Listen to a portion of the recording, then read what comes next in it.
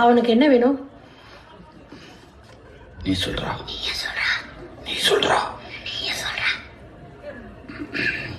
அவனுக்கு வேணாம் டீச்சர், எனக்கு ஒரு டீம் மட்டும் சொல்லுங்க. சார் அவனுக்கு நீங்க என்ன முறை வேணும்னு கேட்டேன் சார். மாமா முறை வேணும் டீச்சர். அதான் சார் அவன் உங்கள மாதிரியே இருக்கான். கிளாஸ்ல ஒழுங்கா லெசனை கவனிக்கிறது இல்ல, டீச்சர் சொல்படியும் கேக்குறது இல்ல, அவனும் ஒழுங்கா படிக்கிறது இல்ல, கூட இருக்கிறவங்களையும் படிக்க விடுறது இல்ல, ரொம்ப சேட்டை பண்றான். இவனை சமாளிக்கிறதே கஷ்டமா இருக்குன்னு டீச்சர் சொல்றாங்க. இப்படி இருந்தா எப்படி நெக்ஸ்ட் கிளாஸ் பாஸ் பண்ணி போவான்? சொல்லுங்க சார். உங்களதான்.